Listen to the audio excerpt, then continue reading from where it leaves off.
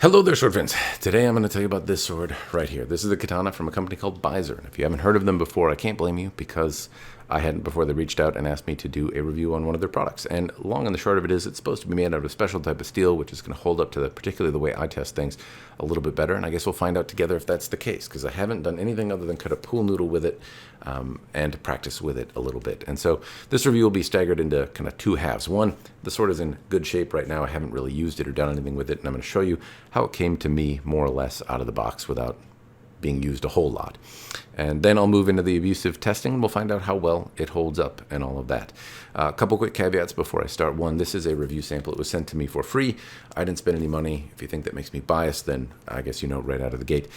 Two, I do study Japanese swordsmanship. I do read about swords and I'm interested in them, but I'm not an expert. I'm not an authority figure on the subject. I'm an enthusiast, a collector, a guy that wants to help you figure out if your money is well spent on a product like this. So keep my thoughts, musings, and ramblings in that context.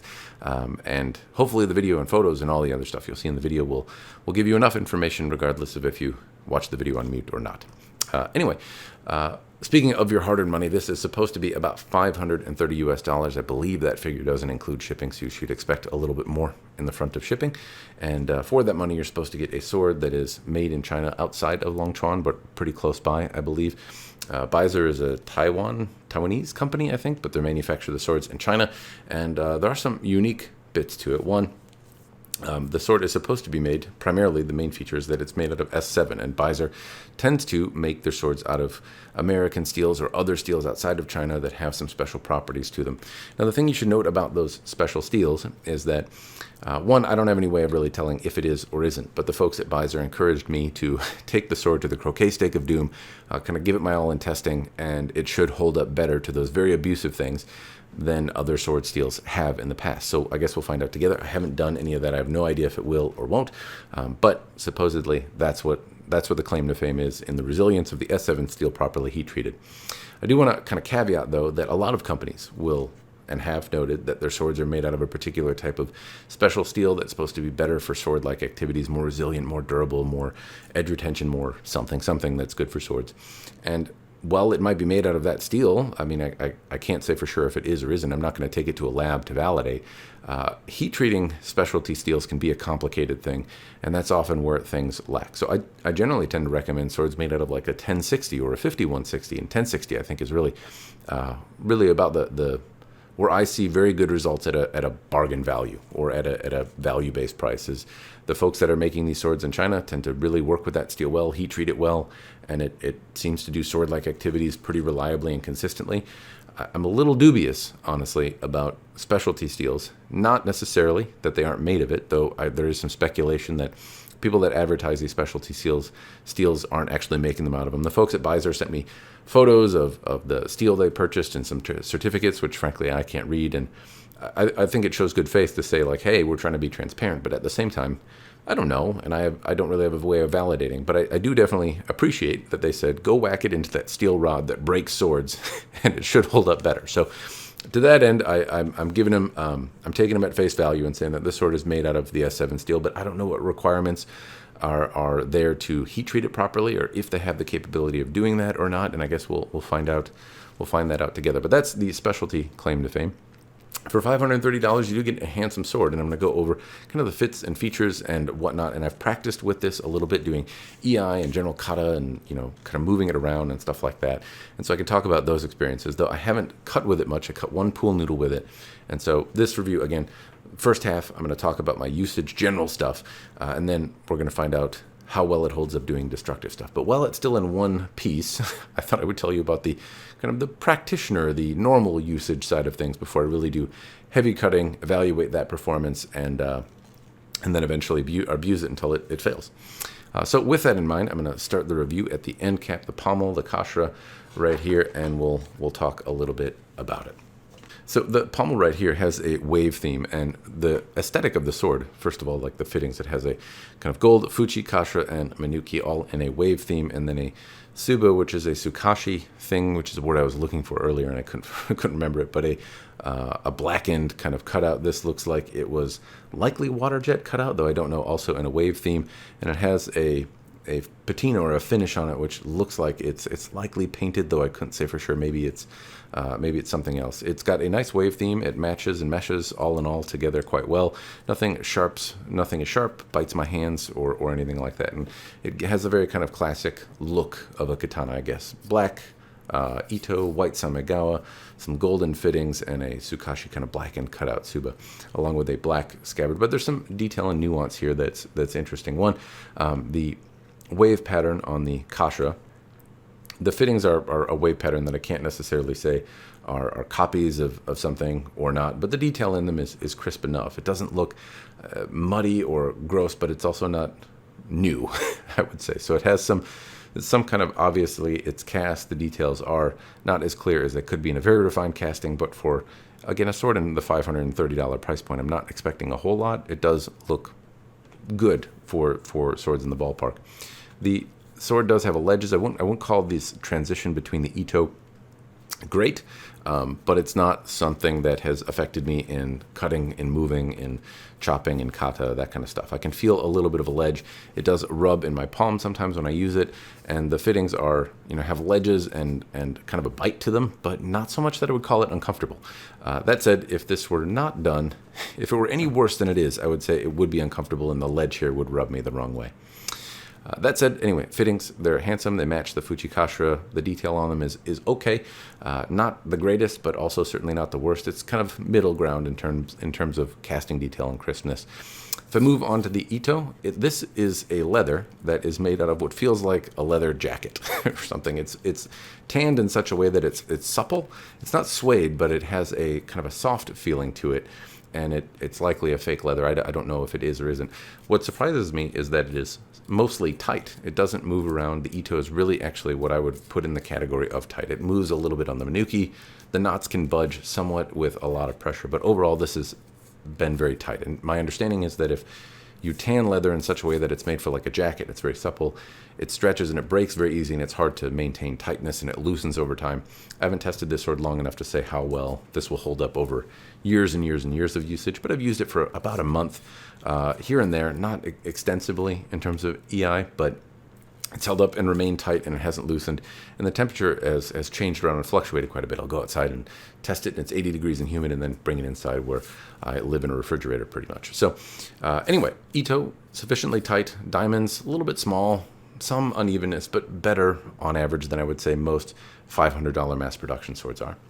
I feel like I can make out where a panel is. This might be Hishigami. I guess I won't know until I unravel it. I don't know if this is a full wrap of Samegawa that uses Hishigami, the little kind of paper squares that are under here. I don't see paper squares. I don't see ledges, so I guess I don't know for sure which one it is. It almost looks like a panel line, but it could also be just the little Hishigami triangles or something like that. Other than that, the panel underneath of Samegawa, or whatever Samegawa is used, it's kind of a medium-sized nodule. It's not etched in such a way that I can really make out the nodules in great detail, but in closer inspection you can certainly see that they have some variety in size, but I would say this is probably on the smaller side. It's got manuki underneath that are of the same type of casting quality. They certainly look like they've been recast a few times, but overall the detail is reasonably crisp.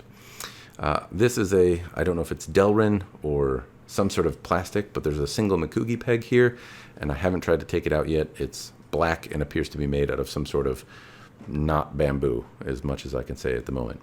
If I move up to the Fuchi area here, transitions here really well all the way around. I don't feel any ledges or bite or anything.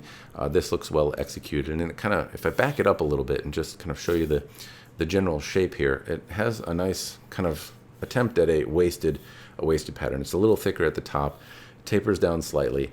I don't notice it so much. Nothing bites me or pushes into my hands. Comfort-wise, in terms of using this, swinging it around, it's been very, very comfortable. And I've actually kind of enjoyed the supple leather, but being tight. And it's been overall a handy, comfortable tool to use for EI in terms of the handle and grip. It's not too big. It's not too small. It's a little on the kind of larger side, I would say, but not as big as what you might see on Hanwei or an X handle, kind of classic example of a larger handle.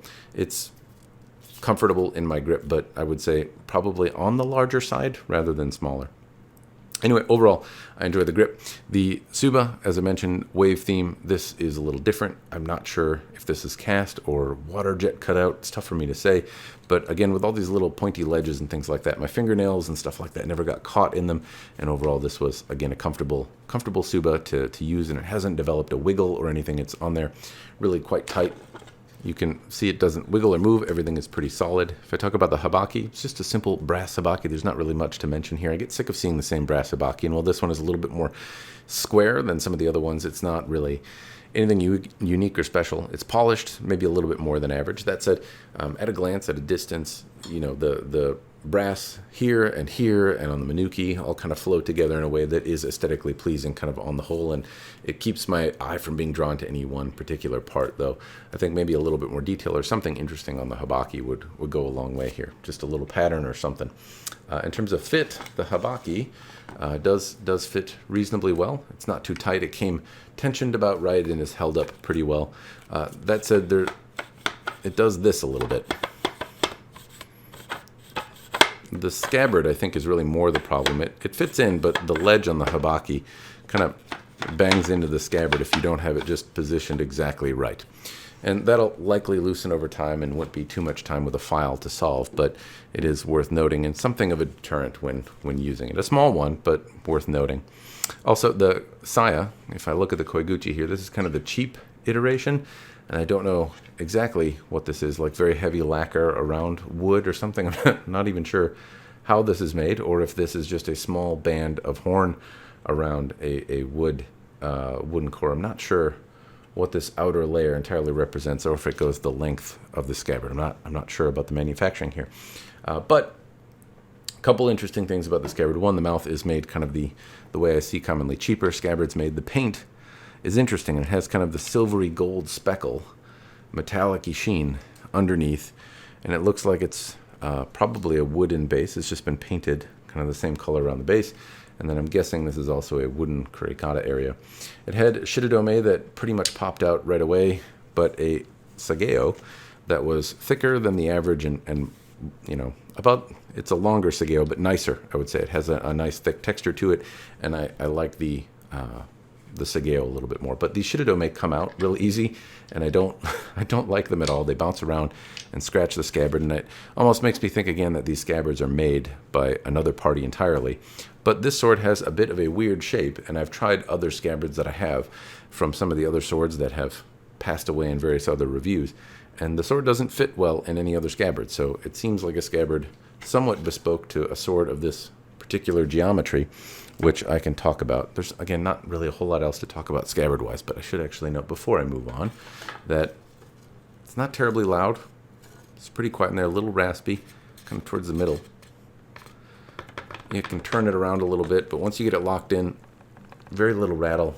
Overall, it's pretty quiet. And from a practitioner standpoint, I haven't noticed that it's been uncomfortable to use. It sheathes reasonably well. I haven't snagged it too much.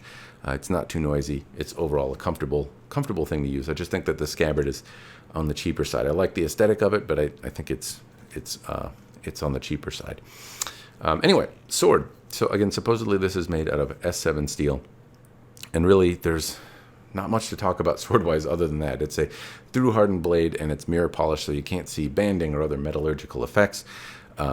The lines on it are not honestly as good as some of the other cheaper swords. There's some surface ripple, not a lot, nothing that's bad or kind of a disqualifier, but some surface ripple that indicate that somebody was playing around on a grinder with this, and I can kind of see the aftermath. The shinogi and the lines on here, while they don't waver around a whole lot, there is a little bit of wobble in some of them. They're not as straight as some of the other swords are. They waver slightly, and then they're soft, like it's been kind of buffed with a large wheel or something that's made them soft. The Yokote has on the Kasaki here, this line has kind of a physical transition to it. I can feel it. It's geometric in nature, as people like to say, but no real attempt at burnishing or polishing or hamon or anything like that is on here. It's just been polished in such a way because it's a mono steel through hardened blade. There's not much to look at, so they made it shiny. And for the money, I'm not expecting much here. The claim to fame is a fancy kind of steel that's heat treated, and overall, I'm kind of happy with the hilt and construction and how well it's put together. So soft lines and not spending a huge amount of time on some of this stuff, since the idea is, ability to use aggressively. I can't necessarily say I have a problem with that. Some ripples, some softness in the lines. It'd be nice if those were cleaned up. Other notes is that it has mostly a straight, from here back seems almost straight. Then it has a slight curve in the middle. Then from here forward seems almost straight again. So kind of an odd, a very gentle middle curvature piece that almost seems ground in rather than formed through heat treatment or something, but still has the shape, balance, form, function of a katana. But a close look, you can kind of see it's a little bit of an odd transition here.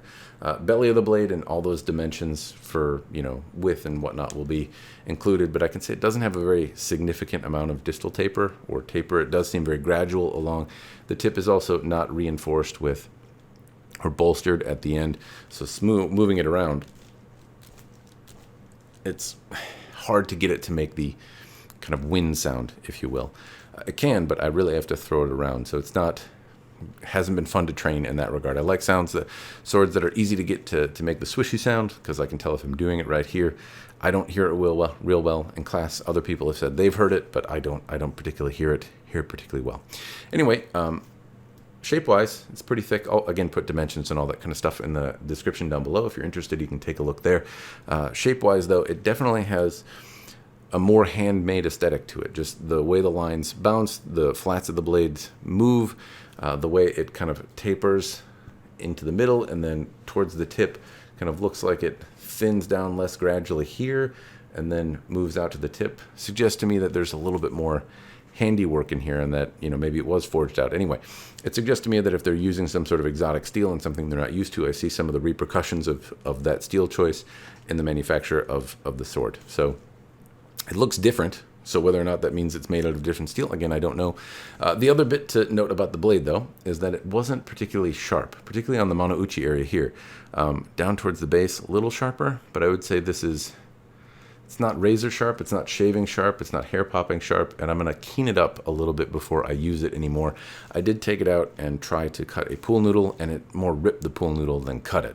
So that's all the cutting that I've really done. Again, I've used it some, it's comfortable. I really, overall actually like the feeling of the sword, but sharpness-wise, it's not going to be sufficient to do the things I'm going to do with it. So what I will do is it has a nice edge profile. It's just not right at the keenness that I would like it to be. I'm going to take it out, I'm going to sharpen it, and I'm going to probably just bring it onto a leather strop with jeweler's rouge on it to really hone the edge more than anything. I'm not going to resharpen it exactly, but I might have to. Towards right at the Kasaki here, it's almost blunt, so I might have to take it to 1,000 grit belt, then bring it up from there. We'll see. But I do plan on sharpening it before I use it anymore. So know that the rest of the video that you're going to see, other than the one pool noodle that I tried to smash, will be after I've sharpened it. And we'll see how well it holds that edge. Now, should you have to sharpen it? Worth noting, no, I don't think so. I don't think it's appropriate that the sword came out of the box kind of not ready to do cutting of pool noodles. It can smash through water bottles. I imagine it will actually cut tatami in its dull form well, but it would cut better if it were sharper. And I would like to see an improvement in the sharpening out of the box. At this point in the review, though, again, I haven't taken it apart. I haven't done any abusive cutting. Is it worth the $530? Unless the steel is special, it's kind of a maybe. One thing I do like is, for the money, for $530, this handle is pretty nice. I've got some fittings on here that I think are good, and I've got some, I've got a handle that's shaped well and a blade that fit together well and is comfortable. But I've gotten that for $350, and for example, the Ryan sword that I tested not too long ago that was a Sanmai construction had also a pretty well fit together handle and was also made of some special steel, albeit maybe not as resilient, but was also a very fine feeling sword. This seems to have many of the same pros and cons fit and finish wise as that does, but for a couple $100 more. So the is it worth it is really going to be dependent on how well it holds up on the performance, because polish and finish wise, it's nothing really spectacular. Handle fit wise, it's on par for $500 with a special blade, but nothing fit wise is overwhelmingly awesome in such a way that it justifies the expenses as a tool for iaido alone. So We'll find out. At a moment, I don't see anything inherently deal breaker wise, but it does seem to carry a premium of $100 or $200 over other swords that are, also made of nice steel. And so hopefully that $200 translates into better performance. All right, sword friends, it's the future. The sword is broken, and I am more disheveled looking, and that's how you can tell time has passed. And so basic gist is the sword took more to break than any other sword that I've actually tested, at least with my modern methods. If I look back 10 years to the swords that I was playing around with doing destructive testing on, if we want to call it testing, I was less experienced at it, and I have more effective methods of doing it now. I would say the previous sword that was probably the hardest to break was a Ronin Dojo Pro Blade made out of 1060. This is next to that, or right on par with it, or maybe even a little harder with it, because I haven't tested one of those using the same methodology that I use now. But suffice to say, it was very difficult to break. I left this review noting that, hey, for what I'm seeing here, it's not a bad blade, but basically I thought it was a little overpriced if the performance didn't hold up better, and it did. So there's the kind of quick and dirty. It was very difficult to break, and if that's something that you're going for, this has been one of the hardest swords that I've ever had to break. Not because of emotional trauma, because I didn't want to, but because it took a lot of smashing and bashing in order to break it, more than any other sword, again, that I've tested with the methodology that I do now. In terms of cutting, I have to sharpen it. It came with a little ceramic stone, which really actually helped hone things up quite a bit, but cutting pool noodles after sharpening it worked actually really, really well. It did all the things that it was supposed to do. It cut into them, not as good as some other swords, but that's mostly due to my sharpening job, at least more than anything else. Cutting tatami, I didn't notice any problems with it. It's a little short for me. It's lighter than, I guess, things that would do the work for you, so it wasn't exactly a spectacular tatami cutter, but it was fine. The edge that I put on it proved sufficient to do those activities, and I thought that, at least if that's what you're trying to do, it held up. It didn't have any problems, and it wasn't problematic to cut with, though I would note that it's not in a shape or geometry that's going to just do the work for you. So it still requires technique, which obviously I'm lacking, but it certainly cut through the target reasonably well. So from there, I moved on to more aggressive targets like logs and wood. Now, I have some right now down branches from a cottonwood tree. It's not a particularly hard wood, but they're relatively thick branches. They're green wood, so I suppose know that. Cutting into them, it sailed right through them, and I didn't notice any edge deflection, any dulling, any bending. And I purposely put in some bad cuts, trying to make it relatively aggressive cuts that might twist or bend or something like that, or have twist and bent other blades in the past doing similar types of cuts, and nothing. It didn't dull, at least not in any meaningful way. I could still shave hair off my arm relatively easily with the edge that came off after bashing it into wood. Over time, after cutting a lot of logs, I noticed that the hair wouldn't pop off my arm as readily, but it still shaved my arm at the end. It just lost a little bit of the keen edge, but still sharp enough to shave. So from there, I started doing more aggressive and abusive things. One, I want to note that I smacked it on the stand in order to try and bend it. With a lot of differentially hardened blades, this test has bent the blade in the past. Even though it doesn't look like I'm hitting it hard, in the past it's been sufficient to bend blades, and I do hit it, with a reasonable amount of force. No bending, no twisting, nothing that I noticed there.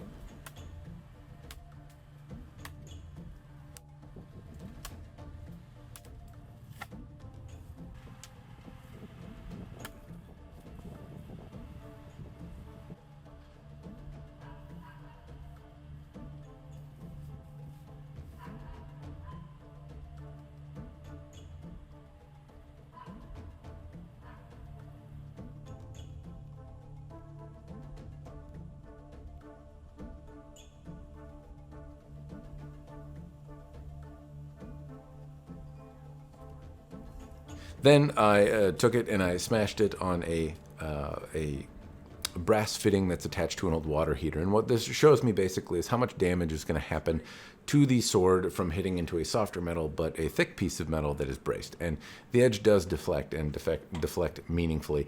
I would say that it would certainly ruin your day, but at the same time, it's still a weapon, it's still straight, and likely it's not really penetrating or deflecting more than 0.5 millimeter or 1 millimeter into the blade, and you could probably sharpen it out, though you would have to do a bit of work to do that. But it could still be fixed, and fixed by somebody with some reasonable degree of competence in sharpening. I don't necessarily have that, but that's at least my assessment there.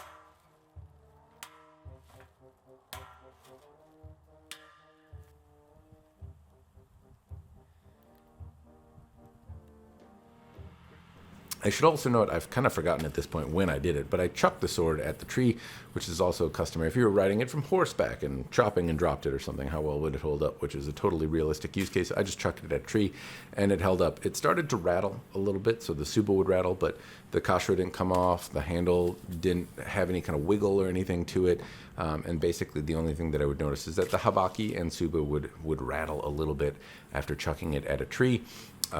Anyway, that's all in all, at this point in the test, I would say that I have done some very, very abusive stuff. I've chopped into logs, which you're not really supposed to do, but it should survive.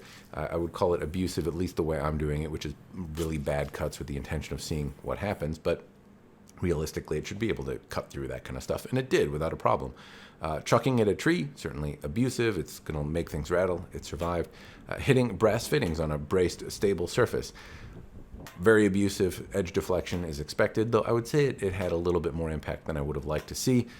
What I'd like to see, since this is something that is relatively new to me to do, is still to be determined, but this had more damage to the edge than some of the harder materials that I've tested on previous swords, or other materials. I don't know about harder, but other materials.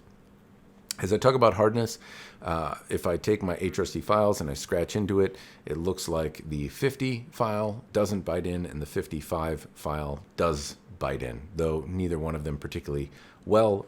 The 60 file then bites in relatively easily. So to scale hardness, I'm still new to testing them with those hardness files. That's what I can tell you. Anyway, so after testing it on the brass fitting, it did deflect and damage the sword, and then I went into using the hardness test. Or rather the Croquet stake of doom, which typically breaks the sword. Before I move on to that, though, I do want to note that test has broken other swords cutting into the brass file or brass fitting, because that is a braced stand that is just sitting there, not doing anything, and it causes a lot of vibration, and all the impact is in the sword, right? It doesn't move. The edge deflection isn't surprising, but it's broken other swords at the hilt, and if there's any fatal flaws in the sword, chances are it's going to fly back at me, hence the ridiculous outfit that I'm wearing. Anyway, it survived that. It did all the things that it was supposed to do, and it had about 1 millimeter of edge deflection to it after cutting in the brass fitting. So I move on to hitting the Croquet stake of doom. Now, in doing this, I start seeing penetration in the edge, or deflection or chipping in the edge, up to about 2 millimeters. That's about probably the most. I would say most of it is really about 1 millimeter deep still. So it's taking big chunks or deflections out of the edge, but they're relatively small in scale and could still be fixed. And from there, I turn it around and start smacking it on the spine. And this is typically the recipe that I use to break a sword. Most of the time, once I flip it around after damaging the edge, I can smack it on the spine, and it will at some point break after a few strikes, sometimes even only one strike. So I progressively start hitting it harder. Now bear in mind that these swords tend to fly back at me, so I'm not hitting it with like every ounce of strength that I have. I'm trying to maintain control, trying to keep my shoulder positioned so that if a sword flies back at me, it's going to hit some bone and not some vital organ kind of thing. And I'm trying to maintain what little control in the scenario that I do have. So I'm not swinging for the fences, but I'm swinging with force. Eventually I engage my hips, and you can start to see it more. You can see the stand move, and hopefully that gives you some idea of how hard I'm hitting, but I would say reasonably hard. Hard enough to cut through a tatami mat, hard enough to cut through probably a few of them. So anyway, from there, it does not break, and that is not a first, but I would say a rarity. And so I take out another sword. I bring out an old 1075. This was the Ronin Italian arming sword. It's now used to hold up things in my garden, and it's relatively rusty, but it's still made of 1075 through hardened steel. I prop it up, strike into it. Now I'm doing probably 4 or 5 millimeter chunks of this sword breaking out, but it's rusty and it's been sitting outside, so how meaningful that is, I don't know. But it's cutting deeper into the Ronin through hardened sword than this one is. This is suffering relatively like a 2 millimeter deep gash into it, maybe 2.5 millimeters, but the Ronin is getting 4 or 5 millimeter chunks popping out of it. So worth noting that the damage was worse to the sword that I was striking. So after I do that a few times, the sword again does not break, but it simulates basically hardened steel on hardened steel versus hardened steel on mild steel. And so obviously the sword is going to be damaged, but not much more than it already was, in fairness. So once I do that, I take the sword away. It's not breaking the sword. I test it by striking the spine of the sword on the Croquet stake of doom, and eventually it breaks. But again, I have to hit it relatively hard to get it to break. I'm gradually stepping up how hard I'm hitting it, and I have to hit it pretty hard to break the sword. And so All of those things combined mean that this sword took more punishment to break than any sword that I've tested with this methodology. Introducing the brass fitting is somewhat new, but it did cause other swords in the past to break. And the Croquet Stake of Doom is usually enough to break the sword very often. I don't have to break out another sword-on-sword contact in order to damage the edge enough to cause a potential fracture by striking the spine. Usually, I can diminish the edge and then strike the spine, not even as hard as I have with this sword prior to bringing out the second sword to cause breakage. So I'd say this held up better than any sword I've tested with the current methodology. As I look back on some of the other swords, it's possible it's the best sword, though I gradually evolve in my my methodology for breaking swords, become more efficient. So it's a little bit tough for me to say, but this is certainly among the most resilient swords that I've tested. The edge retention was actually pretty good. Again, cutting into logs and things like that, it retained its shaving edge. But I would say that in cutting into the brass fitting, it actually lost or deflected more than some of the swords that are broken on that brass fitting. So it's a little tough to say what's appropriate, because a sword that's breaking, obviously the energy is snapping off in the handle, and then it's not being channeled just into that point where it's contacting the brass fitting. What to expect from there is still something that I'm learning, but I would say edge deflection, edge retention, maybe not as spectacular as the resilience or the ability to take raw punishment that this sword did. As a side note, I did take a look at the cross section. This has a finer grain structure than any of the examples that I have left. I've been told that you can't necessarily pick everything from grain structure of a half section because it's gone through trauma and there's other stuff. But I can say that it looks silkier and smoother than most of the examples that I have from other broken swords, of which you might say I have a few. So that is the testing that I did. It held up extremely well in terms of resilience. And so that brings me to the point, do I think it's worth it or not? Well, this is $530, I believe, without shipping. I'm not sure exactly how much shipping would be, but it's relatively expensive at the moment. And the thing to note is, yeah, I would say it's worth it because of the resilience. And that's really the main thing. I noted earlier that none of the fittings or bedazzlements or furniture was necessarily special enough to justify it on its own, and it really had to stand apart in terms of durability to warrant the price. And I say that as I compare it to, say, the Ryan sword Sanmai folded blade that I had with semi-custom bespoke fittings. The fittings on this are maybe a little nicer, perhaps, or at least on par, but I got a custom Suba, a blade with a bohea that was laminated and folded and very sharp, and also very comfortable to use for iaido, and had more zazzier fittings, I would say. And that sword was $350-ish without shipping, which this one is $530 without shipping. So what justifies that price difference, given that this isn't a folded blade? It's made of special steel, but there's less to look at. It doesn't have a bohea, and the fittings, well, less to my taste, are relatively on par, maybe a little bit better. It had to stand out in terms of being a more durable sword, and it did. And so for that reason, I would say absolutely. If you're a person that wants to survive the zombie apocalypse and have something that you can smash swords, katana-like objects into, so far this would be the best thing that I could share with you. Though I still wouldn't necessarily recommend it for that activity, it still stands apart as a very, very durable sword. Other things that I guess I can note about it, it was fine for iaido, though I don't know if that would be my pick for it. It wasn't a particularly great training tool. It didn't make a lot of sound. The scabbard isn't necessarily great, but everything fits together reasonably well. So if you want a balance of something that can be used for iaido and that's overly resilient in terms of being able to bash things, then this is reasonable. It didn't suffer at iaido or kata or being used for Japanese swordsmanship, but it didn't stand out apart either. It should also be noted that after the durability testing, the only damage that I really had was one knot came undone from the kashra, so this is a little loose, but technically I could actually tighten this down and put the knot back on and glue it, and you probably wouldn't notice anything. I took the handle apart as well. The handle is cracked, but I didn't notice anything rattling or moving around inside, so the crack may have been there beforehand, and it's a bit remiss of me for not checking. Point is, though, that I don't notice anything handle-wise that's bad, though the ska is at this point cracked, which doesn't surprise me for how hard I was hitting things. If it happened before or after is meaningful. If it came cracked, well, I guess it's good that it didn't show it, but I'm going to speculate that it probably happened afterward. Anyway, it's held up remarkably well, all things considered, and so yes, I would say it gets a recommend from me. It gets very high marks in terms of resilience and gets pretty much on par marks for the rest, which is meaningful, and given given how much additional punishment it took. How realistic is it in terms of what you would use? Chances are you're not going to whack metal poles, but knowing that you can likely strike other swords and do more damage to them than you receive, that if you're doing bad cuts on tatami where you constantly have bad angles, or if you're cutting something like green bamboo, which is a little bit harder and you're learning, this sword will be a little bit more of a forgiving tool, so it might be worth your consideration. Anyway, that's all I've got. Hopefully the video has been helpful. Thank you to Byzer for sending me this sword. It proved to be it proved to be something special, and it was fun to test, albeit a little nerve-wracking. That's all I got. As always, cheers, and thanks for watching.